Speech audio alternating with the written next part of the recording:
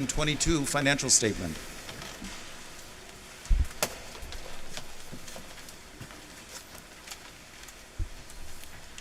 Good morning. As Father mentioned, my name is Mark Levac and I am the chair of your St. Mary's Finance Committee. On behalf of our committee members, Dan Kazaboski, Alan Scott, and Troy Bahari, along with Father Shawn and Liz Guiney, our office manager, I want to provide a brief summary of our 2022 finances.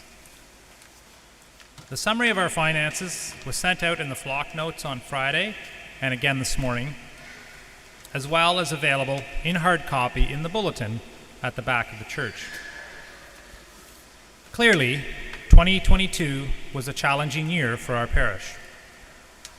Overall, our operating expenses far exceeded our revenues, leading to a deficit of $109,000. Offertory collections represent the largest source of operating revenues, and though still significant at $370,000, they have declined over the past few years. As well, Hughes payments during the pandemic have stopped, so those revenues will not exist moving forward. Rectory rent and parking revenues contribute positively towards our operations, which certainly help the bottom line. If you are able to increase your regular contribution, please give serious and prayerful consideration for doing so. Every extra dollar helps, and as you can see, it is badly needed. On the expense side, salaries and payroll costs for lay employees and maintenance staff were up from 2021, but even to what they were in 2019, pre-COVID. Insurance and utilities costs were also up from 2021, as were our music ministry costs, up significantly.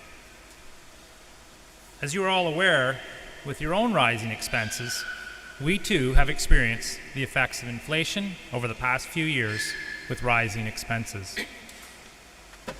As your finance committee, it is our goal to achieve a balanced budget in our operations and to do our best to manage that area of our finances. We look for opportunities to save money without compromising the safe operation and maintenance needs of our church. At times, this means making difficult decisions about when and where to cut costs. We are fortunate in that the Archdiocese continues to provide support in the form of insurance and cathedratigum relief, totaling approximately $100,000 in 2022. Without this, the financial results would look much more grim. As I've said in the past, bequests are critical for the ongoing capital needs of our cathedral restoration. We have put a temporary hold on further work to the cathedral tower restoration in the absence of needed capital for that purpose, after completing some necessary work last year. Please keep St. Mary's Cathedral in mind as you review your own estate plans. Undesignated bequests are greatly appreciated and allow us to channel funds where they are needed most. On a positive note, we are moving forward with a 3-year redecoration plan for the interior of our cathedral, which includes the sanctuary floor. Ideally, this is completed in 2026 when the diocese celebrates its 200th anniversary. The money spent on this will be largely from designated bequests from various estates, numerous fundraising efforts, and donations over the past 15 years. Some additional fundraising will also take place. In summary, the commitment of your financial support, your time, and your talent is more important than ever. In that respect, we are so fortunate to have an army of volunteers here at St. Mary's. We are all called to serve, and to all of you who dedicate your time now to St. Mary's, we are extremely grateful. If you're not already doing so, I encourage you to reach out to Father Shawn and find out where you can help.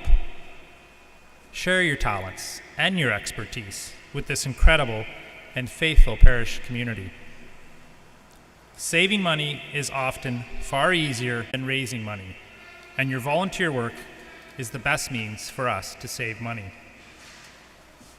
One obvious but very important example is your overwhelming generosity to our drop-in center every week and to our overnight shelter this past winter, the latter of which includes volunteers across the diocese. These outreach programs would not be possible without your ongoing dedication.